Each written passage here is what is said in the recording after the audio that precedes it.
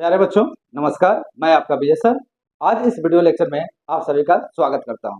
इसका पिछला video lecture अगर आपने ध्यान से देखा होगा तो वहां आपको पता चला होगा कि हम लोग कक्षा 12 के भौतिकी के अध्याय 2 और अध्याय 2 हमारा क्या है भाई? तो स्थिर वैद्युत विभव तथा धारिता। इससे संबंधित जितने भी हमारे फार्मूले थे, सारे के सारे फार्मूले हम लोग एक वीडियो लेक्चर में वहां पे कंसिडर कर लिया है, वहां देख लिया है। ठीक है, तो अगर कोई नया बच्चा हो तो एक बार जाकर उसको पहले ठीक से देख लो, उससे पढ़ लो, उसके बाद यहाँ पे क्या करिए, आराम करिए। और यह भी मैंने पिछले लेक्चर में कहा था कि इसे ठीक से पढ़ लीजिएगा, क्योंकि इसके पढ़ने के तदुपरांत हम क्या करने वाले हैं, इस एक्सरसाइज का पूरा न्यूमेरिकल सॉल्व करने वाले हैं। तो कोशिश करते हैं कि आज के इस वीडियो लेक्चर में जितना अधिकतम क्वेश्चन हो सकता है उतना करने का क्या करेंगे, प्रयास करेंगे। बहुत शानदार एक्सरसाइज है, हाई वेटेज आपका एक्सरसाइज होता है। पहला और दूसरा दोनों मिलाकर अच्छा खासा नंबर आपको देता है। तो चलिए आरंभ करते हैं बिना देरी किए हुए और देखते हैं इसका पहला न्यूमेरिकल क्या कहते हैं। देखो, कह रहा है कि 5 इंटू 10⁻⁸ कूलाम तथा -3 इंटू 10⁻⁸ कूलाम के दो आवेश एक दूसरे से कितने दूरी पर है, 16 सेंटीमीटर दूरी पर स्थित है। यहाँ पे चलिए इसका हल करते हैं। हल कैसे करेंगे देखिएगा ध्यान से। हम इसका सॉल्यूशन लेने चल रहे हैं और जो दिया है पहले वही कहते हैं। कह रहे हैं कि दो आवेश दिया हुआ है, तो मान लिया कि यह एक आवेश हमारा हो गया और एक यह अन्य आवेश हो गया। यह हमने दो आवेश मान लिए, मैं थोड़ा और पास ले लूं, दो आवेश हमने, ठीक है।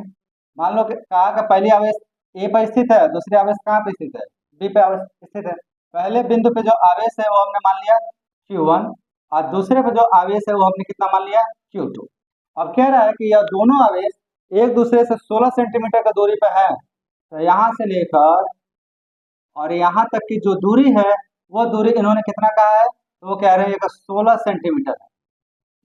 ठीक है, तो पहले जितनी बात दिया उतनी बात लिखते हैं। यहाँ पे कैसे लिखोगे, यहाँ लिखोगे कि चूंकि Q1 बराबर दिया हमारा, कितना दिया भाई, तो 5 इंटू 10⁻⁸ कूलाम और Q2 बराबर हमारा दिया हुआ है -3 इंटू 10⁻⁸ कूलाम, ये दिया हुआ है। दोनों के बीच की दूरी R दिया हुआ है हमारा कितना, तो R दे रखा है आपका 16 सेंटीमीटर। आपको क्या निकालना है, कह रहा है कि दोनों आवेशों को मिलाने वाली रेखा के किस बिंदु पर वैद्युत विभव शून्य होगा। आपको भी दिया हुआ है, विभव का मान ये कितना दिया हुआ है, शून्य दिया हुआ है। तो आपको क्या करना, स्थिति बतानी, क्या बतानी है भाई, स्थिति। कैसी स्थिति, तो आपको बताना है कि दोनों आवेशों से के मिलाने वाली रेखा के बीच में या इसके बाहर वो कौन सा बिंदु होगा जहां पे विभव का मान हमारा क्या होगा, शून्य होगा। ये आपको बताना, ठीक है जी। अब ये प्रश्न कैसे करें, तो बहुत आसान है, ध्यान समझिएगा। तो क्या कह रहा है, 5 इंटू 10⁻⁸ कूलाम तथा -3 इंटू 10⁻⁸ कूलाम के दो आवेश 16 सेंटीमीटर दूरी पर स्थित है। दोनों आवेशों को मिलाने वाली रेखा का किस बिंदु पर, आपको यह बताना है कि इन दोनों को मिलाने वाली जो रेखा है उसके किस बिंदु पर विभव का मान क्या होगा, शून्य होगा।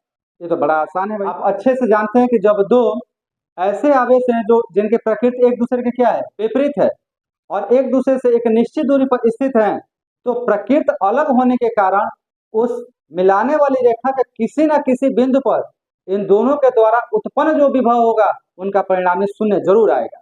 तो वो स्थिति क्या हो सकती है, तो वह स्थिति इन दोनों के कहीं बीच में भी हो सकती है और इन दोनों से कहीं बाहर भी हो सकती है, इधर भी हो सकती है या इधर भी हो सकती है।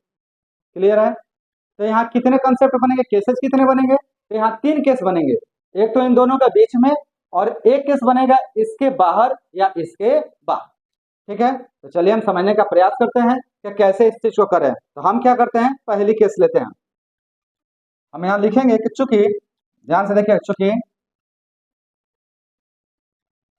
चूंकि दोनों आवेशों की प्रकृति आवेशों की प्रकृति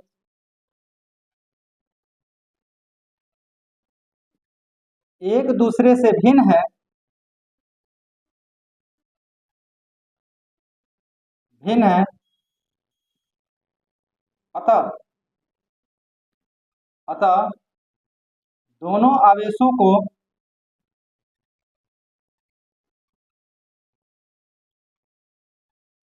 मिलाने वाली रेखा मिलाने वाली रेखा पर एक बिंदु जरूर होगा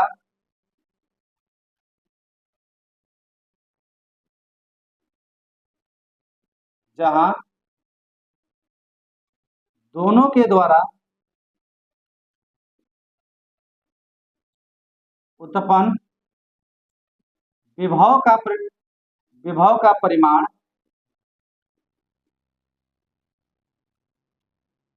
शून्य होगा। विभव का परिमाण क्या होगा? शून्य होगा। ठीक है। अब इसमें कितनी स्थितियां हो सकती हैं? तो इसमें मुख्य रूप से हम 2 या 3 स्थितियां ले सकते हैं। तो हम ले रहे हैं पहली बार केस 1। क्या हम ले रहे हैं भाई?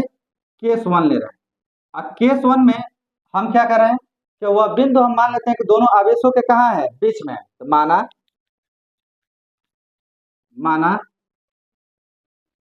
वह बिंदु दोनों आवेशों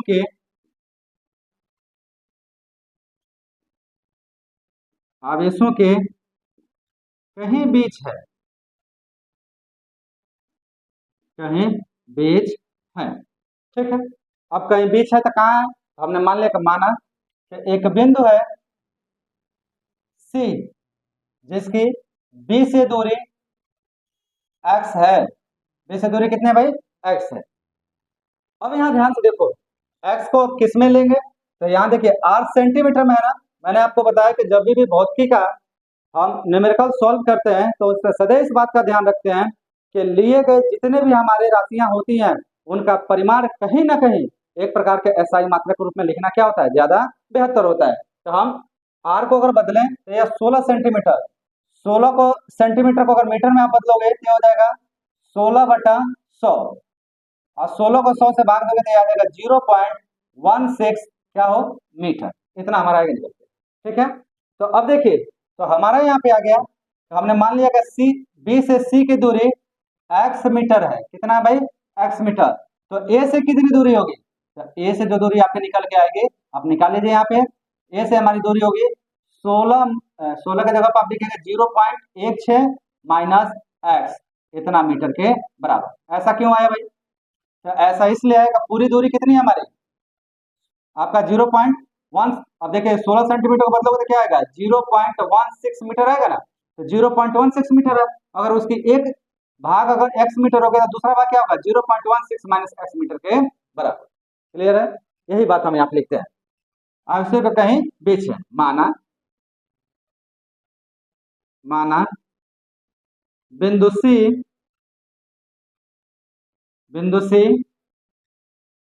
Q2 से x मीटर की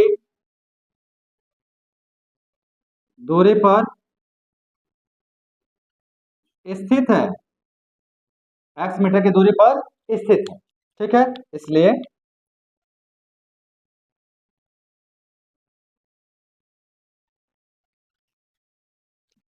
इसलिए हम बढ़ेंगे आगे, क्या लिखेंगे भाई? इसलिए BC बराबर हमारा आ गया x मीटर। ठीक है। तो AC बराबर क्या आएगा? तो AC बराबर आ जाएगा BC, पूरा AB में से क्या करिए? BC को घटा दीजिए। तो AB माइनस आपका कितना भाई? तो हो गया BC। अब AB कितना है आपका? तो AB है आपका 0.16 और यह है x। 0.16 माइनस x मीटर के क्या आ गया? बराबर। ठीक है जी, इतना आ गया। अब इसको आप समीकरण 1 मान लो। क्यों मान रहे हैं हम? आगे काम आएगा। ठीक, इतना हमारा आ गया। अब क्या करोगे आप? अब क्या करो आप? क्रमानुसार एक बार Q1 के द्वारा C पर उत्पन्न विभव निकालो और एक बार Q2 के द्वारा C पर उत्पन्न विभव निकालो। तो आप लिखिए, चूंकि Q1 द्वारा बिंदु C पर विभव, अब आप अच्छे से जानते हैं कि किसी आवेश के कारण किसी बिंदु पर उत्पन्न विभव का हमारा जो मान आता है वो किसके बराबर होता है? तो ये आपको पढ़ाया गया होगा 1/4πε0 इंटू Q/R के बराबर। तो यहां से हमारा आ गया हम V1 निकाला, मान लो हमने कहा कि V1, तो ये आ गया आपका 1/4πε0 इंटू, और इंटू हमने यहाँ पे लिख लिया Q1, और देखो R के जगह पे यहाँ पे R क्या है ये थोड़ा समझने वाली बात है। तो कुल तो R हमारा था 0.16, लेकिन चूंकि यह दूरी इतना ही है तो R की जगह पे आप क्या लिख दोगे, AC। हमने यहाँ पे R के जगह पे क्या लिख दिया, AC, ये ध्यान रखना, ठीक है। यहाँ पे आप चाहे तो फार्मूला लिख सकते हैं। फार्मूला क्या होता है भाई, चूंकि V इक्वल टू होता है 1/4πε0 इंटू Q/R के बराबर, ये हमारा होता है, ठीक है। इसी को यहाँ पे हम कर रहे हैं। अब देखिए मान रखिए, यहाँ मान रखेंगे तो ये आ जाएगा V1 इक्वल टू, इसको ऐसे ही रख दीजिए 1/4πε0 इंटू Q1 का मान जो हमारा है वो है 5 इंटू 10⁻⁸, और AC हमारा आया है 0.16 माइनस x के बराबर, ये आ गया V1, ठीक। अब इसी प्रकार से तथा अगला हम क्या लिखेंगे, Q2 द्वारा बिंदु C पर विभव। अब Q2 द्वारा बिंदु C पर विभव कितना होगा, तो यह हमारा हो जाएगा इसी फार्मूले से V2, अब V2 इक्वल टू आ जाएगा 1/4πε0 इंटू Q2 बाई, अब की बार क्या आ जाएगा BC, मान उठा के रख दीजिए। V2 1/4πε को ऐसे रखने दीजिए, ε0 को ऐसे रख दीजिए, और Q2 का मान है -3 इंटू 10⁻⁸, और BC का मान है x मीटर के बराबर। अब आगे आप क्या करोगे, आगे इसमें क्या करना है ये आपको बात यहाँ पे समझना है। अब आप यहाँ लिखेंगे कि चूंकि बिंदु C पर विभव शून्य है, अतः बिंदु C पर परिणामी विभव, और परिणामी विभव कितना आएगा, तो V इक्वल टू हो जाएगा हमारा, क्या होगा, V1 प्लस V2। अब V का मान हम क्या ले सकते हैं भाई, शून्य है ना, ये हो गया शून्य, V1 प्लस V2, इतना हमारा आ गया, ठीक है।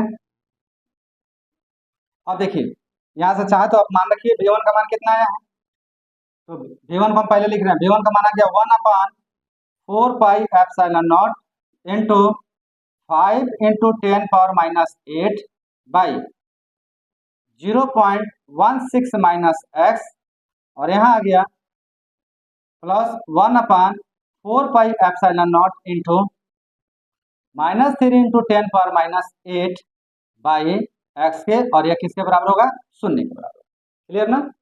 अब देखो क्या करो, अब यहाँ से क्या कर सकते हैं हम, ये थोड़ा समझने का प्रयास कर रहे हैं हम लोग। यहाँ गौर से अगर आप देखिएगा तो 1/4πε दोनों में कॉमन है, साथ में 10⁻⁸ और 10⁻⁸ ये भी कॉमन है, तो पूरा कॉमन निकालेंगे, यहाँ से निकालेंगे तो हमारा हो जाएगा 10⁻⁸ अपन 4πε0, बचेगा ब्रैकेट में क्या, तो यहाँ बचेगा 5/0.16 माइनस x, और यहाँ प्लस माइनस का मल्टीप्लाई करेंगे तो -3/x, और यह किसके बराबर आएगा, शून्य के बराबर आएगा। क्लियर। अब यहाँ से देखिए इस पूरे से उधर भाग दोगे तो क्या हो जाएगा 0, यहाँ क्या बचेगा 5/0.16 minus x minus 3/x equal to 0। अब क्रॉस मल्टीप्लीकेशन कर लें और एलसीएम ले लें, एलसीएम लेंगे तो नीचे तो हमारा आ जाएगा 0.16 माइनस x इंटू एक्स, और ऊपर आएगा 5 पे x में गुणा करोगे तो 5x minus 3 0.16 minus x equal to 0। अब इसे भी क्रॉस मल्टीप्लीकेशन करें, 1 का इसमें करेंगे जितना ही रहेगा, तो ये तो हो गया 5x, अब -3 का मल्टीप्लाई करेंगे तो ये हो जाएगा 16×48, ये होगा 0.48, और माइनस माइनस का गुणा होता है प्लस 3x इक्वल टू, इस पूरे का गुणा 0 में होगा तो क्या होगा 0। अब सॉल्व करिए, सॉल्व करेंगे तो यहाँ क्या आएगा, 5 और 3 मिलकर कितना हो जाएगा 8x माइनस 0.48 इक्वल टू 0, -0.48 को उधर लेके जाएंगे तो यहाँ 8x इक्वल टू हो जाएगा 0.48, तो x का मान कितना आएगा, x का मान आएगा 0.48/8, 8 छक्के 48, ये आ गया 0.06 के बराबर। तो देयरफॉर x का मान आ गया हमारा 0.06 क्या मीटर, ये मीटर में। अतः क्या कह सकते हैं आप, अतः दोनों आवेशों को मिलाने वाली रेखा के कहीं बीच में जो हमारा बिंदु C है वह बिंदु B से 0.06 मीटर के दूरी पर, जबकि बिंदु A से आपका 0.16 में से अगर इतना घटाएंगे तो आएगा 0.10, इतनी दूरी पर क्या है स्थित है। हम लिखेंगे x का मान समीकरण, एक समीकरण माना था ना, एक में रखने पर, और एक में रखेंगे तो क्या आ जाएगा भाई, तो एक में रखेंगे तो देयरफॉर BC जो हमारा x था वो आ गया 0.06 मीटर, और हमारा AC यह कितना आ गया, यह आ गया 0.16 माइनस 0.06, घट के आएगा 0.10 मीटर के बराबर, इतना आ गया। अर्थात बिंदु C B से 0.06 मीटर, जबकि A से 0.10 मीटर की दूरी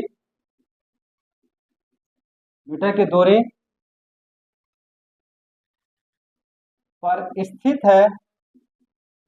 स्थित होगा, जहां विभव का मान 0 होगा, जहां विभव का मान क्या होगा 0। ठीक है जी, तो पहला केस तो हमारे यहाँ पे कंफर्म हो गया। तो इस तरीके से हम बताएंगे कि विभव का मान क्या हो जाएगा 0 हो जाएगा। अब इसी प्रकार से आता है केस सेकंड, आप ध्यान से देखिएगा केस सेकंड हम कैसे करेंगे। अब हम क्या करते हैं, इसके बाहर कोई बिंदु ले लेते हैं, इसी को हम आगे बढ़ा रहे हैं थोड़ा सा।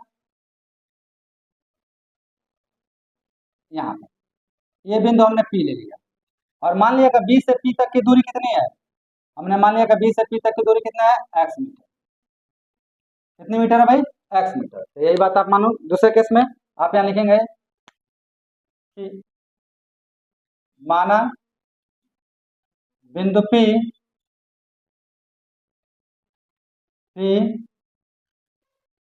Q1 तथा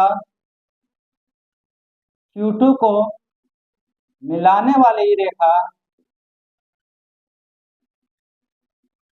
रेखा से कहीं दूर B से कहीं दूर या कहीं बाहर B से x मीटर की दूरी पर स्थित है, जहां विभव का मान क्या होगा 0 होगा। देयरफॉर हमने कह दिया कि यहाँ पे BP बराबर हो गया x मीटर, BP बराबर तो x मीटर हो गया, लेकिन A से P की दूरी कितनी होगी, तो A से B तक की दूरी 0.16, और यहाँ कितना x इतना बढ़ेगा ना तो 0, तो यहाँ पे हम लिखेंगे AP, और AP बराबर होगा AB प्लस BP। AB है हमारा 0.16 और यह है x, तो यह आ गया 0.16 प्लस x मीटर के बराबर, इतना। ठीक है जी, अब फिर वही कहानी क्या कहोगे, अब लिखो चूंकि Q1 द्वारा P पर विभव, और Q1 द्वारा P पर विभव V1 इक्वल टू हो जाएगा 1/4 pi epsilon naught into Q1 by, और R के जगह पे की बार क्या हो जाएगा AP, कितना हो जाएगा A। अब इसका मान उठा कर रख दीजिए, 1/4 पाई एप्सिलॉन नॉट ऐसे ही रहेगा, 1/4 पाई एप्सिलॉन नॉट, इसमें कोई समस्या नहीं जी। Q1 का मान जो हमारा है, चाहे इसको अभी ऐसे ही रहने दीजिए, मैं लास्ट में इसको करा देता हूँ, ठीक है ना, एक ही बार करा दूंगा।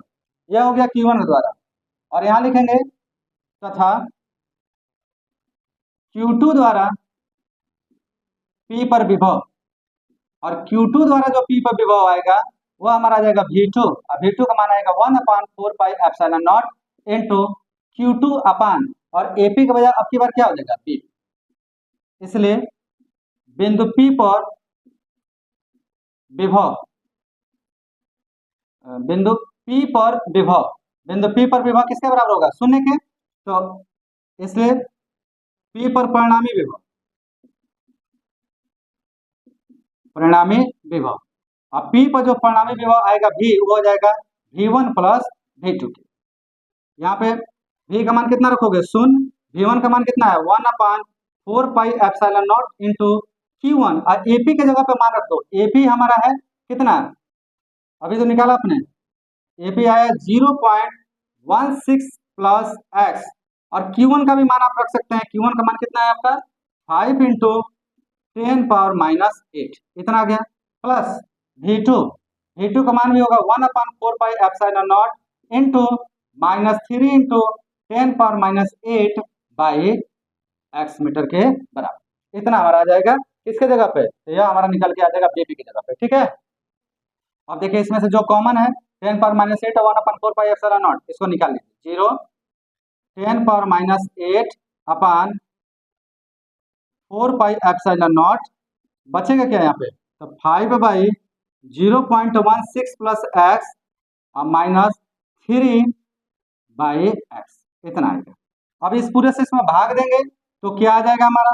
तो ये आ जाएगा 5/0.16 प्लस एक्स और -3 बाई एक्स इक्वल टू 0।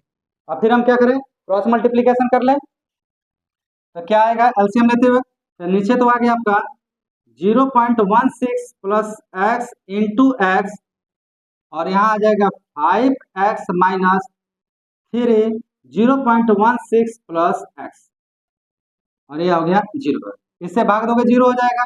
इसे सॉल्व करिए। 5x minus 1648 0.48 minus x 3x by कहाँ आएगा? बाई तो आएगा ही नहीं। इसको उधर मल्टीप्लाई करेंगे तो क्या हो जाएगा? 0। सॉल्व करें इसे, सॉल्व करें तो 5 में से 3x जाएगा कितना हो जाएगा? 2x। और इसको उधर लेके जाएंगे तो 0.48। भाग देंगे x से तो x से भाग दोगे तो 0.48 बाई 2। तो x का मान आ गया हमारा, x बराबर कितना आ गया? 0.24 क्या मीटर। यह हमारा मान गया। ठीक है, तो आप एक लाइन में लिखना चाहें तो क्या लिख सकते हैं? तो आप लिखेंगे अर्थात B से P की दूरी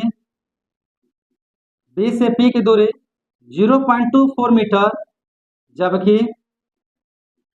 ए से दूरी कितना होगा? कहीं भी आप मिला लीजिए, ऐड करोगे ना इसमें, कहाँ? यहाँ पे ऐड करो तो देखो कितना आएगा? 0.16 में आप 0.24 को ऐड कर रहे हो, इतना ही कर रहे हो ना? 24 है, हाँ ठीक है। 6 4 10 2 1 3 1 4.0 कितना आ गया? 0.40 मीटर होगी। ठीक है सर, और इस तरीके से हम क्या कर पाएंगे? इस प्रश्न का जवाब दे पाएंगे। तो बहुत सिंपल है, आसान है, ध्यान समझिए। इसमें कुछ खास नहीं करना है, बस आपको एक बिंदु बता देनी है कि जहां पे विभव का मान कितना आ जाए? 0 के बराबर आ जाए। और इस तरीके से हम विभव का मान क्या कर सकते हैं? ज्ञात कर सकते हैं। क्लियर ना? स्पष्ट है बात? तो चलिए नोट करिए। अच्छा, इसमें एक और था, केस थर्ड भी हम ले सकते थे। अब की बार इधर तो कुछ नहीं होता बाबू, जो बी का मान आया है वो ए का मान आ जाता है, और जो ए का मान आया वो किसका मान आता है? बी का मान। इसीलिए मैंने केस 3 यहाँ पे नहीं किया। तो थोड़ा समय लेके नोट करिए। समझ में आ रहा है? अगर समझ में आ रहा है तो एक लाइक कर दिया, साथ में अपने दोस्तों को क्या करिए? शेयर भी कर दीजिए। तो नोट करें फटाफट। तो पहला क्वेश्चन समझने के बाद अब हम बात करते हैं दूसरे प्रश्न का। और दूसरा प्रश्न क्या कहता है? ध्यान से देखिए। कह रहा है कि 10 सेंटीमीटर भुजा वाले एक समखटभुज के प्रत्येक शीर्ष पर 5 माइक्रोकुलाम का आवेश है। एक समखटभुज, समखटभुज का मतलब क्या आता है? समान भुजाओं वाला खटभुज। और खटभुज में कितनी भुजाएं होंगी? 6 भुजाएं होंगी। तो 6 के 6 भुजाएं बराबर है। अब प्रत्येक के शीर्षों पर कितना माइक्रोकुलाम का आवेश है? 5 माइक्रोकुलाम का आवेश। तो जो दिया वो उसको पहले लिखते हैं, हल में आते हैं। इसका हल कैसे करेंगे देखिएगा। हल के लिए हम यहाँ पे क्या कर रहे हैं? हम ले रहे हैं कि चूंकि समखटभुज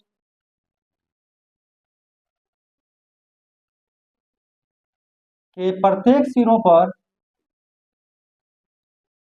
प्रत्येक शीर्ष पर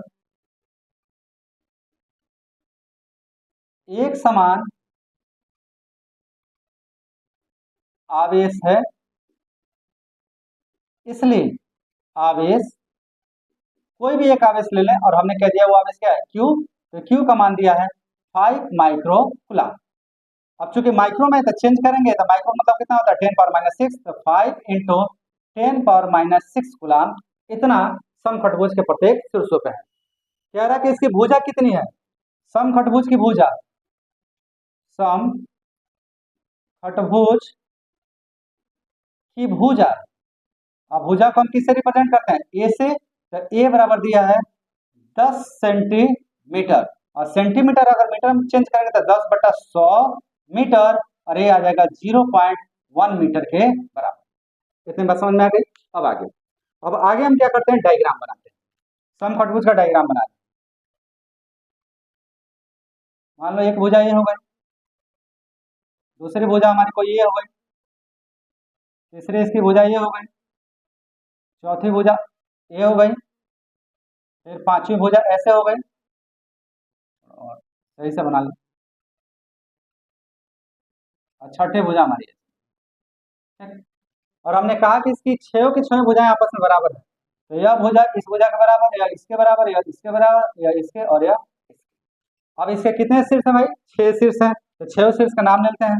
जैसे मैंने कहा कि यह ए है, यह बी है, यह सी है, यह डी, और यह ई, और यह आपका क्या है, एफ है। अब प्रत्येक आवेश कितना है, 5 माइक्रो कूलाम। अब कह रहा है कि इनके जो खरबूज का केंद्र कहाँ पे होगा, तो इनके द्वारा शीर्षों को मिलाने वाले विकर्णों के कटान बिंदु पे होगा। तो आप विकर्णों को मिला लीजिए साहब आपस में।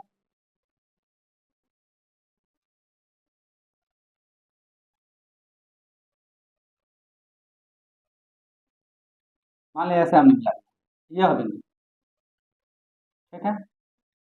यह जो कटान बिंदु है वही उसका क्या होगा, केंद्र होगा। तो हमने कह दिया केंद्र क्या है, वो है, ठीक। अब ध्यान से देखिएगा, यहाँ पे एक बात समझिएगा। अब खटभुज का एक प्रकृति है कि अगर खटभुज में सारी भुजाएं समान है, तो समान भुजाओं के शीर्षों के केंद्र से जो दूरियां होती हैं वो भुजाओं के क्या होती हैं, बराबर होती है। मतलब जितना हमारा OA है उतना ही हमारा OB है, उतना ही हमारा OC होगा, उतना ही OD, और उतना ही हमारा OE होगा, और उतना ही क्या होगा, OF होगा। लेकिन ये किसके बराबर होंगे, तो यह बराबर किसके होंगे, तो यह समखटभुज के किसी भी एक भुजा के, क्योंकि सब भुजाएं आपस में क्या है, बराबर, तो यह बराबर हमने कह दिया कि AB के बराबर। क्यों भाई, क्योंकि AB किसके बराबर है, BC के, BC किसका है, CD, इस तरह। अब यही बात आपको यहाँ पे क्या करनी है, लिखनी है। कैसे लिखोगे आप, लिखेंगे अतः केंद्र से सभी शीर्षों के बीच की दूरी, अतः केंद्र से सभी शीर्षों के बीच की, अगर हम दूरी निकालें तो केंद्र से सभी शीर्षों के बीच की जो दूरी हमारी आएगी वह बराबर हो जाएगी 10 सेंटीमीटर। क्यों भाई, अभी तो बताया कि समखटभुज की प्रकृति है कि इनके केंद्र से शीर्षों के जो बीच की दूरियां होती हैं वो उनके भुजाओं के दूरी के क्या होता है, बराबर, या भुजाओं के माप के बराबर। तो यहाँ से हमारा आ गया। अब अगर ये दूरी है तो हम इसे R से रिप्रेजेंट कर सकते हैं, तो R बराबर हो गया 10 सेंटीमीटर, और 10 सेंटीमीटर को अभी हमने कितना लिखा है, 0.1 मीटर के बराबर। ठीक है ना जी, इतनी बात समझ में आ गई आपको। अब आगे देखिए, अब क्या कर रहे हैं, अब यहाँ पे कह रहे हैं कि खटभुज के केंद्र पर विभव पर क्लिक कीजिए। तो अब आप क्या लिखोगे, आप कहोगे कि सभी शीर्षों के द्वारा केंद्र पर कुल विभव कितना उत्पन्न होगा। अब देखो, चूंकि ध्यान से समझिएगा, अगर हम कहूं कि एक आवेश Q पर, सॉरी A पर एक आवेश Q है, तो Q के द्वारा O पर कितना विभव होगा, तो यह तो आप जानते हैं कि 1/4πε0 इंटू Q/R के बराबर होगा, इतना ही होगा। अब देखो, सब के सब पे कितना आवेश है, QA आवेश है। इसका मतलब जितना यह विभव उत्पन्न करेगा उतना यह करेगा, उतना यह करेगा, उतना यह करेगा, सब एक ही समान करेंगे। अब विभव एक ऐसी राशि है, तो विभव एक अदिश राशि है, तो फिर केंद्र पे उत्पन्न विभव का मान कितना होगा, तो केंद्र पे उत्पन्न विभव का मान सभी शीर्षों पर उपस्थित आवेशों के द्वारा उत्पन्न विभव के बीजगणितीय योग के क्या होगा, बराबर होगा। तो यही बात हम यहाँ पर लिखने वाले हैं। कैसे लिखेंगे, हम लिखेंगे चूंकि सभी शीर्षों द्वारा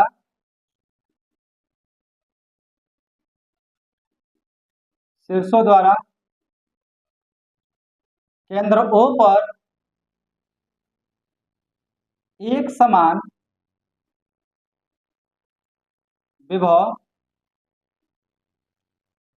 उत्पन्न किया जाएगा, उत्पन्न किया जाएगा। इसलिए परिणामी विभव, तो परिणामी विभव आपका जो वी आर निकल के आएगा, आर का रिजल्ट, यह ए के द्वारा उत्पन्न विभव, बी के द्वारा उत्पन्न विभव, सी के द्वारा उत्पन्न विभव, डी के द्वारा उत्पन्न विभव, ई के द्वारा उत्पन्न विभव और एफ के द्वारा उत्पन्न विभव के बीजगणितीय योग के क्या होगा, बराबर होगा। लेकिन यहाँ तो सब के सब विभव आपस में क्या है, समान है। तो 6 बार जोड़ने के बजाय हम यहाँ सीधा सीधा लिख दें 6 गुणे एक शीर्ष द्वारा, एक शीर्ष द्वारा उत्पन्न विभव, उत्पन्न विभव, ठीक। और हमारा कितना मान आएगा भाई, तो 6 गुणे एक शीर्ष द्वारा कितना उत्पन्न होगा, भी उत्पन्न, ठीक है। अब भी का मान यहाँ रखिए, आपका काम हो जाएगा। कैसे रखोगे आप, देखो ध्यान, अब आप यहाँ लिखेंगे, इसलिए वी आर 6 गुणे भी, विभव का मान आप जानते हैं कितना होता है, 1/4πε0 इंटू क्यू बाई आर के। अब जानते हैं किसी आवेश के कारण किसी बिंदु पर उत्पन्न विभव का मान जो होता है आपका 1/4πε0 इंटू क्यू बाई आर के बराबर होता है। मान रख दीजिए यहाँ पे, यहाँ मान रखेंगे तो 6 1/4πε0 का मान मैंने पहले ही चैप्टर में आपको बताया था और वहां कहा भी था कि बेटा याद कर रखिएगा 1/4πε0 का जो मान होता है वो होता है 9 into 10⁹ 9 newton into metre square पर कूलम स्क्वायर, इतने का बराबर होता है, ठीक है। वही मान उठा के रखिए यहाँ पे, ये हो गया 9 इंटू 10⁹ और यहाँ क्यू आपका आवेश कितना है 5 इंटू 10⁻⁻6 और आर का मान अभी आपने निकाला कितना है 0.1। कितना, सॉल्व करिए, सॉल्व करेंगे तो इसका आंसर आसानी से जनरेट हो जाएगा। अब देखिए ये हो गया 5 6 30, ये हो गया 30 गुणे 9 और देखो आधार समान है तो घाते क्या होंगे, जुड़ेंगे ना, ये हो जाएगा 10⁻9 - 6 और 0.1 को हम क्या लिख सकते हैं 1/10, बिल्कुल लिख सकते हैं। 10 को आप ऊपर लेके जाइए तो क्या होगा देखिए, अब 30 का 9 में गुणा करोगे तो 9 का 27, तो 270 ही हो जाएगा आपका। और गुणे 10/9 में से 6 जाएगा तो कितना बचेगा, यह हो जाएगा आपका 3 और ये 10 ऊपर जाएगा तो कितना हो जाएगा यहाँ 10/1, ठीक है जी। अब देखिए 270 गुणे 10 पे 3 और 1 मिलकर कितना हो जाएगा 10/4। अब 270 को मैं क्या ऐसे लिख सकता हूँ 2.70 गुणे 100, क्या लिख सकता हूँ, बिल्कुल लिखा जा सकता है, इसमें कोई समस्या नहीं है। आप इतने में 100 से गुणा करोगे इतना ही मान आएगा, ये हो गया 10/4। अब देखिए यह हो गया आपका 2.70 और 100 का मतलब होता है 10/2 गुणे 10/4। इतना विस्तार करने को वैसे मुझे जरूरत है नहीं। अगर मैं यहाँ पे एक नोटेशन बनाऊं 270 को हमें लिखना हो तो हम लिख सकते हैं 0.2 स्थान आगे आएगा, तो जब 2 स्थान आएगा तो प्लस में 2 लेके आएगा तो ये हो जाएगा 2.70 इंटू 10⁻², यह इसके बराबर होगा। हम ऐसे लिख सकते हैं, लेकिन चलिए हम विस्तार में थोड़ा कर दिए। अब यहाँ से देखिए 10 पे 2 और 4 मिलकर कितना हो जाएगा 6, तो यहाँ से हमारा वी आर का मान निकल के आएगा 2.70 इंटू 10⁻6। अब वी आर क्या है, विभव है, तो विभव का मान क्या होता है मात्रक रूप में वोल्ट होता है, हमने लिख दिया, ठीक है सर। तो इस तरीके से हमारे यहाँ पे केंद्र पर परिणामी विभव कितना होगा वो निकल के आ गया 2.70 इंटू 10⁻6 वोल्ट के बराबर। तो आप चाहे लिख सकते हैं खटभुज का केंद्र पर विभव पर क्लिक कीजिए, आप लिख सकते हैं अतः खटभुज के केंद्र पर 2.70 इंटू 10⁻6 वोल्ट का विभव सभी शीर्षों द्वारा उत्पन्न होगा।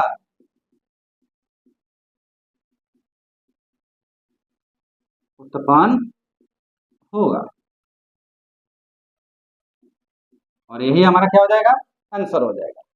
तो अच्छा है, मजा आया, बड़ा शानदार है, सिंपल है, कुछ खास नहीं। चलिए जो भी नए बच्चे आए हों, अगर ये बात आपको अच्छे समझ में आ रही है तो पहले तो चैनल को क्या करिए सब्सक्राइब कर लीजिए, साथ में अपने दोस्तों को क्या करिए, जरूर जरूर शेयर करिए। जितना अधिक दोस्तों को शेयर करेंगे उन्हें भी बातें पता चल पाएगी कि भाई फिजिक्स का क्लास ढंग से चल रहा है, तो पढ़ना क्या है, जरूरी है। और बहुत ढंग से बाबू पढ़िएगा।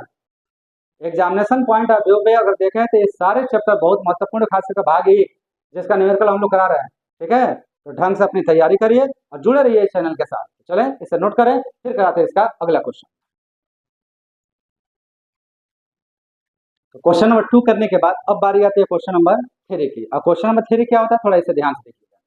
क्वेश्चन नंबर 3 में क्या कह रहा है, महत्वपूर्ण क्वेश्चन है कि 6 सेंटीमीटर की दूरी पर अवस्थित दो बिंदुओं ए और बी पर दो आवेश 2 माइक्रोकुलाम तथा -2 माइक्रोकुलाम रखे गए हैं। क्या कह रहा है भाई, 6 सेंटीमीटर की दूरी पर अवस्थित दो बिंदु ए और बी पर, दो बिंदु हमारा कोई है, एक बिंदु है ए और एक बिंदु अन्य है बी, और इनके बीच की जो दूरी ये बता रहा है, यह दूरी कह रहा है कि आपका 6 सेंटीमीटर का है। ये 6 सेंटीमीटर दूरी है, कुल दूरी हमारी हो गई 6 सेंटीमीटर। कहीं भी लिख लीजिए आप। मैंने कहा कि यहाँ से लेकर यहाँ तक की जो दूरी है वो 6 सेंटीमीटर इन्होंने दे रखा है। अब आगे क्या कह रहा है कि ए पर जो आवेश है, इस पे जो आवेश है वो 2 माइक्रोकुलाम का है, और बी पे आवेश है वो है -2 माइक्रोकुलाम का, यह आवेश है, ठीक। पहला कह रहा है कि निकाय के सम विभव पृष्ठ की पहचान कीजिए। सबसे पहली बात कि सम विभव पृष्ठ होता क्या है। सम विभव, ये पहले नाम समझना, सम विभव पृष्ठ एक ऐसा पृष्ठ जिस पर जितने भी बिंदु पाए जाएं, प्रत्येक बिंदुओं पर जो विभव का मान हो वो कैसा हो, एक समान हो, तो ऐसे पृष्ठ को क्या कहते हैं, सम विभव पृष्ठ कहते हैं। पहली बात कह रहा है कि निकाय के सम विभव पृष्ठ की क्या करिए, पहचान कीजिए। तो अब ऐसा कौन सा जगह इनके बीच में होगा, ऐसा कौन सा स्थान होगा जहां पे सम विभव पृष्ठ हम रख सकते हैं। तो भाई ध्यान दो, हम रख केवल वहीं सकते हैं जहां Q1 तथा Q2, अगर हम दो आवेश ले लें, एक को नाम दे दें Q1, एक को नाम दे दें Q2, तो दोनों आवेशों के द्वारा उत्पन्न विभव का परिमाण जो हो वो आपस में क्या हो, शून्य के बराबर हो। जहां शून्य के बराबर होगा वहीं पे सम विभव पृष्ठ क्या होगा, एग्जिस्ट करेगा, जिसके कारण उस पृष्ठ पे जितने भी बिंदु होंगे प्रत्येक बिंदुओं पर विभव का मान कैसा रहेगा, शून्य के बराबर ही प्राप्त होगा। तो हम कहेंगे इसको हम कैसे हल करेंगे, हल देखिएगा। हल में हम लिखेंगे कि निकाय के सम विभव पृष्ठ की पहचान करना है। तो आप लिखें कि चूंकि Q1 तथा Q2 को मिलाने वाली रेखा के बीचों बीच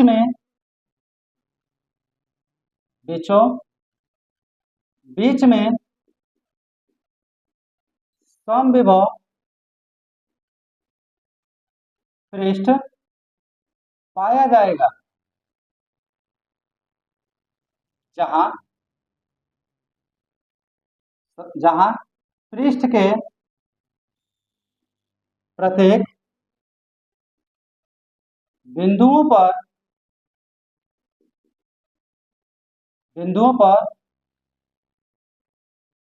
विभव का मान एक समान होगा। एक समान होगा, क्यों होगा भाई,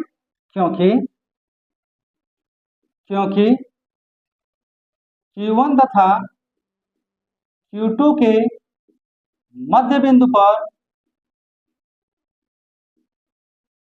दोनों आवेशों द्वारा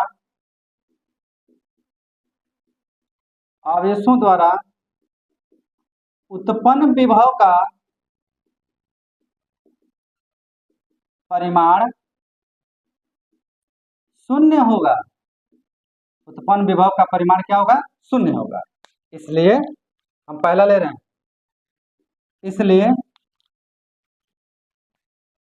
इसलिए समविभव पृष्ठ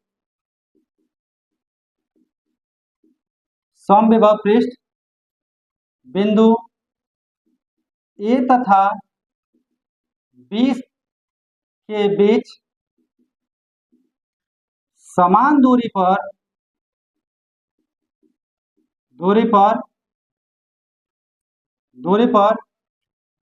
मिलाने वाली रेखा रेखा के लंबवत होगा, के लंबवत होगा। ऐसा क्यों भाई? ऐसा इसलिए, ध्यान से समझो, अगर हम पृष्ठ को ऐसे कर दें और यह रेखा है, यह कहीं मध्य पे है, ठीक है, तो अब यहाँ से जो आवेश है, उस आवेश से निकलने वाली वैद्युत क्षेत्र रेखाओं का प्रभाव इस पे एक समान रूप से नहीं पड़ेगा। मतलब कोई बिंदु इसके पास पड़ेगा तो कोई बिंदु कहाँ पड़ जाएगा, दूर। तो विभव का मान तो एक जैसा नहीं हो सकता। तो एक जैसे कब होगा? जब जहां पे यह बिंदु पड़ रहा है वहीं पे यह पड़े। तो ये कैसे संभव है? तो हम कहेगा, अगर मान लो कि यह मध्य बिंदु है जहाँ पे समविभव पृष्ठ की परिकल्पना कर सकते हैं, तो वहां पे पृष्ठ हमारा जो होगा वो सदैव कैसा होगा? लंबवत होगा। ध्यान रखिएगा इस बात, पृष्ठ ऐसे लंबवत, ठीक है। यही जो हमारा पृष्ठ है ये क्या है? समविभव पृष्ठ है। यह पृष्ठ लंबवत होगा जिसकी दूरी यहाँ से कितनी होगी? 3 सेंटीमीटर, और यहाँ से भी कितनी होगी? 3 सेंटीमीटर। याद रखिएगा, ठीक है जी, समान दूरी पर होगा। तो पहला तो यहाँ पे हो गया हमारा कि मिलाने वाली रेखा का क्या होगा? लंबवत होगा। दूसरा क्या है इसमें, थोड़ा दूसरा समझते हैं। दूसरा कह रहा है कि इस पृष्ठ के प्रत्येक बिंदु पर वैद्युत क्षेत्र की दिशा क्या होगी? तो इस पृष्ठ के या पृष्ठ पर प्रत्येक जो बिंदु उपस्थित है उस पे वैद्युत क्षेत्र की दिशा सदैव प्लस आवेश से माइनस आवेश की ओर होगी। तो यही बात आप लिखोगे कि इस पृष्ठ के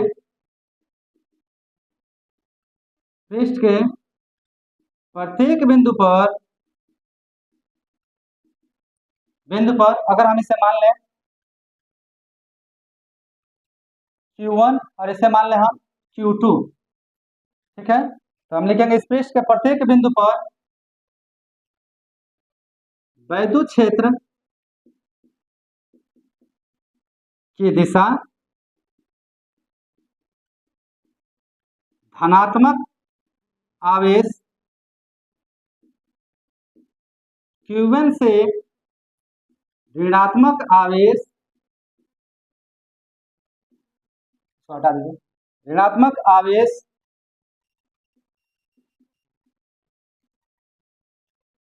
आवेश Q2 के ओर होगी या निर्गत होगी, ठीक है, की ओर होगी। और यही हमारा क्या हो जाएगा? आंसर हो जाएगा। तो मैंने शुरू में ही आपको बताया था कि इस एक्सरसाइज में हमारे कुछ प्रश्न तो डायरेक्टली किस पे हैं? फार्मूले बेस्ड हैं, और कुछ क्या है? कंसेप्चुअल हैं। तो ये बात हमें ध्यान से क्या होगी? समझनी होगी। चलिए इसे नोट करिए और फिर हम बढ़ते हैं अगले प्रश्न की ओर। तो तीसरा क्वेश्चन करने के बाद अब हम बात करते हैं क्वेश्चन नंबर 4 के। अब बहुत प्यारा क्वेश्चन है और इंपॉर्टेंट भी है, ध्यान से देखिएगा। क्या कह रहा है भाई? कह रहा है कि 12 सेंटीमीटर त्रिज्या वाले एक गोली चालक के पृष्ठ पर 1.6 इंटू 10 पर -7 कूलाम का आवेश एक समान रूप से क्या किया जाता है? वितरित होता है। अब आपको अच्छे से पता है कि मान लीजिए कि यह कोई एक गोला है, ध्यान समझना इसको। मान लो कि यह एक कोई क्या है? गोला, ठीक है, और इसकी त्रिज्या दिया है 12 सेंटीमीटर। यह गोले का क्या है? केंद्र। हमने कह दिया यहाँ से लेकर यहाँ तक की दूरी जो है वो r है, और r का मान इन्होंने कितना दिया है? 12 सेंटीमीटर। और इस पे कह रहे हैं कि एक समान रूप से आवेश क्या है? वितरित है। तो आप जानते हैं कि जब किसी गोले पर आवेश दिया जाता है तो गोले पर आवेश उस गोले के पृष्ठ पर एक समान रूप से चारों तरफ क्या होते हैं? फैल जाते हैं। तो हमारा आवेश कुछ इस प्रकार से इस पर क्या हो जाएगा? फैल जाएगा। और ये कहाँ फैलते हैं? तो केवल पृष्ठ पे, पृष्ठ के अंदर नहीं। पृष्ठ के अंदर आवेशों के मान सदैव क्या होता है? शून्य के बराबर होता है। तो यह हमारा पृष्ठ पे एक समान रूप से फैल गया।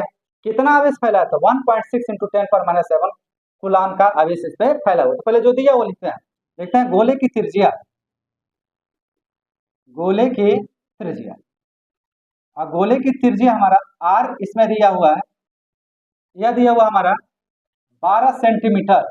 अब 12 सेंटीमीटर का मतलब हो गया कि आप इसका मान निकालोगे 12/100 मीटर, और ये बदल के आ जाएगा आपका r का मान 0.12 मीटर के बराबर। इतना हमारा गया। दूसरा क्या दिया हुआ? आवेश q का मान दिया है। q बराबर दिया हुआ हमारा 1.6 इंटू 10 पावर -7 कूलाम के बराबर। इतनी बात हमको दिया है, ठीक है ना। तो अब क्या लिखेंगे? तो अब हमें पहला इसमें करना है कि गोले के अंदर क्या निकालना है, गोले के अंदर, गोले के ठीक बाहर, गोले के केंद्र से 18 सेंटीमीटर पर अवस्थित क्या, किस बिंदु पर वैद्युत क्षेत्र क्या होगा। पहले बताना है कि गोले के अंदर अगर कोई बिंदु, मान लो गोले के अंदर कोई बिंदु हमने पी ले लिया, तो पी पर वैद्युत क्षेत्र कितना होगा। दूसरा, गोले के बाहर मान लीजिए यहीं पर कोई दूसरा बिंदु हमने क्यू ले लिया, तो इस पे कितना होगा।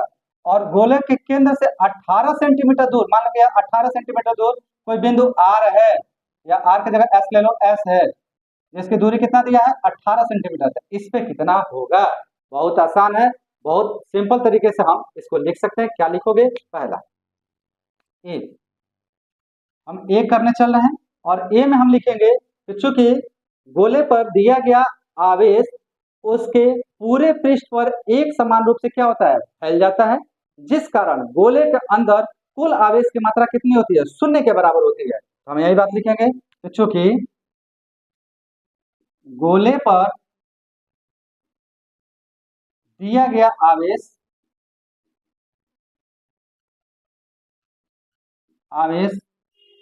गोले के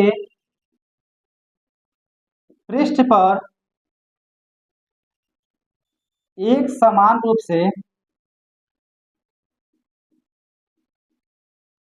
फैल जाता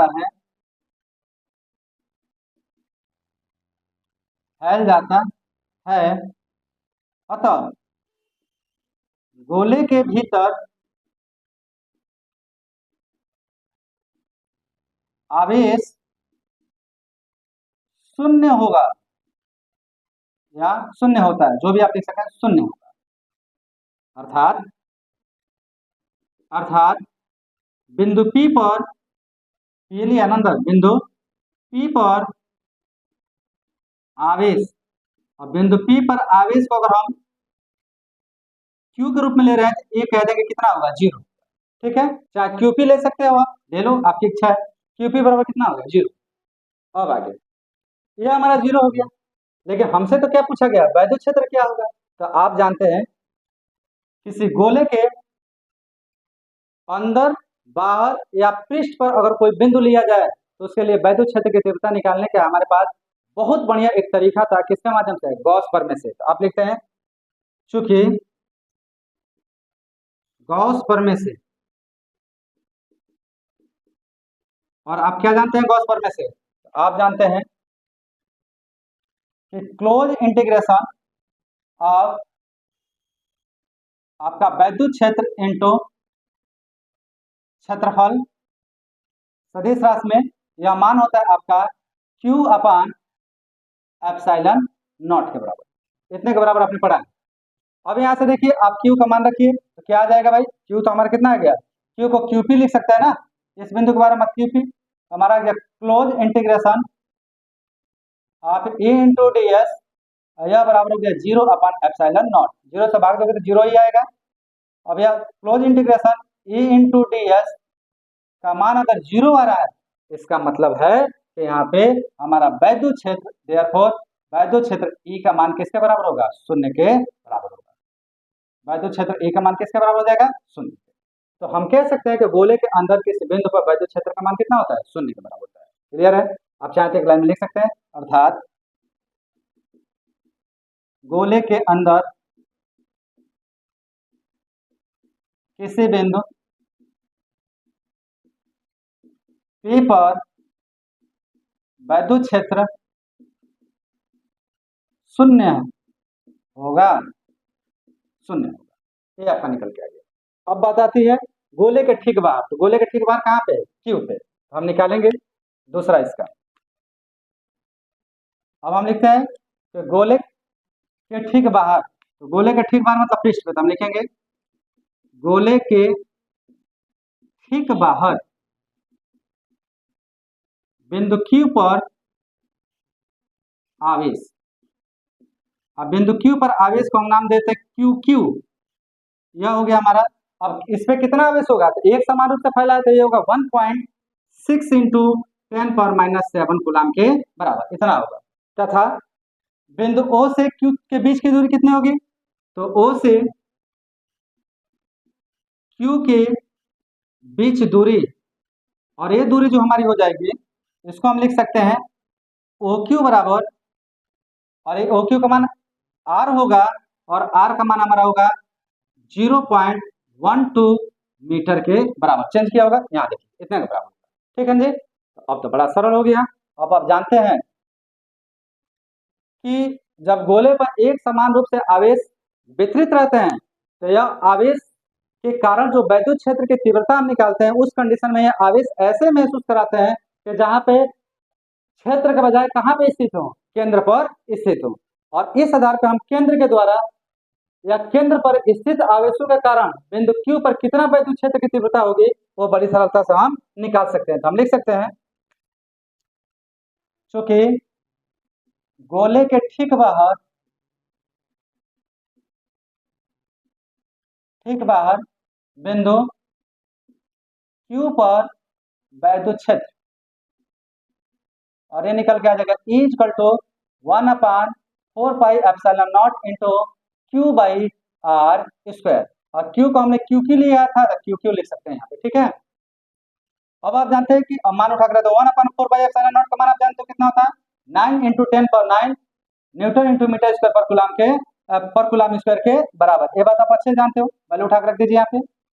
E इक्वल टू हो जाएगा 9 इंटू 10⁹ इंटू QQ, ये कितना है 1.6 into 10⁻⁷ by are square. R हमारा है 0.12, 0.12 इंटू 0.1, कितना हो गया।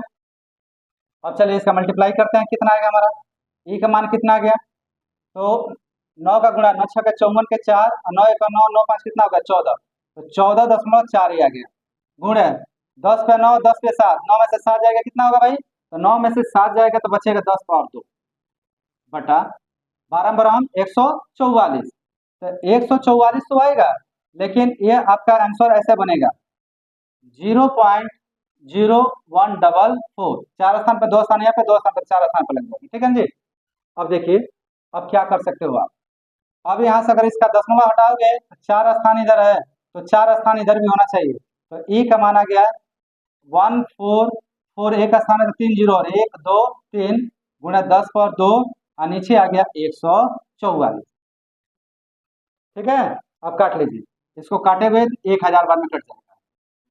अब यहाँ से 1000 को क्या लिख सकते हो, 1000 को आप लिख सकते हैं 10 पावर 3 इंटू 10 पावर 2 लिख सकते हैं। अब देखिए आधार समान है तो घाते क्या होंगे, जुड़ेंगे, तो ई निकल के हमारा आ गया 10 पावर क्या 5। अब विद्युत क्षेत्र की तीव्रता है तो न्यूटन पर कूलम के बराबर। तो बिंदु Q पर कितनी वैद्युत क्षेत्र की तीव्रता होगी, तो वो वैद्युत क्षेत्र की तीव्रता हमारी निकल के आ गई 10 पावर 5 न्यूटन पर कूलम के बराबर। क्लियर, समझ में आ रहा है, समझ में आ रहा है तो भाई फटाफट लाइक दबा दीजिए यार, इतना तो कम से कम आप प्रेजेंटिंग तो दिखाई सकते हैं ना अपना। तो चलिए ये आ गया हमारा बिंदु Q पर वैद्युत क्षेत्र की तीव्रता। अब जिस प्रकार से Q पर निकाला है उसी प्रकार से अब C ले रहे हैं इसका। और C क्या कहता है देखिए ध्यान से, C कह रहा है कि गोले के केंद्र से 18 सेंटीमीटर पर अवस्थित कोई बिंदु है। हम लिखा है गोले के केंद्र से 18 सेंटीमीटर दूर बिंदु S पर वैद्युत क्षेत्र की तीव्रता, और ये कितनी आगे भाई देख लीजिए। पहले तो चूंकि आर अब हो जाएगा 18 सेंटीमीटर, और 18 को भाग देंगे तो 18/100, और यह निकल के आएगा 0.18 मीटर के बराबर, इतना आ जाएगा। ठीक है, आवेश तो हमारा केंद्र के आधार पे है तो आवेश तो उतना ही रहेगा QO, और ये हो जाएगा 1.6 इंटू 10⁻⁷ कूलम के बराबर, इतना हमारा आवेश आ गया। चलिए निकालते हैं, इसलिए E equal to 1/4πε0 into QS sorry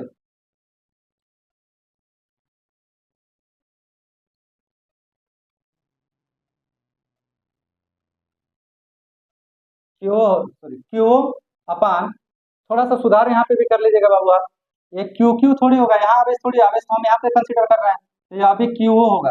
हाँ ये ध्यान रखिएगा, और ये अभी आपका होगा QO, तो QO तो यहाँ भी आपने कहीं माना होगा, हाँ ये है, इसको करेक्ट कर लीजिएगा। तो QO अपान और OS की दूरी मतलब R का स्क्वायर, ये हमारा हो गया। मान रख लीजिए, यहाँ 1/4πε0 का मान कितना होगा, ये होगा 9 इंटू 10 पावर 9, QO का तो मान उतना ही रहेगा 1.6 इंटू 10⁻⁷ कूलम। R का मान अब की बार बदल गया 0.18 इंटू 0.18 के बराबर। अब देखो अगर इसको आप कैलकुलेट करोगे, कैलकुलेट कर लीजिएगा, तो E का मान जो निकल के आएगा वो आएगा 4.44 इंटू 10⁴ न्यूटन पर कूलम के बराबर। देखिए 3 स्थिति। पहली स्थिति जब हम बिंदु P पर निकाल रहे थे, तो चलिए इसको बिंदु P के लिए EP लिख देते हैं। तो हमारा जो EP निकल के आएगा वो शून्य आ गया, मतलब बिंदु P पर वैद्युत क्षेत्र की तीव्रता शून्य आ गया। Q पे वैद्युत क्षेत्र की तीव्रता को हम क्या लिख सकते हैं, EQ लिख सकते हैं। तो हमारा EQ जो निकल के आया यहाँ पे, वह EQ निकल के आएगा 10⁵ न्यूटन पर कूलम के बराबर।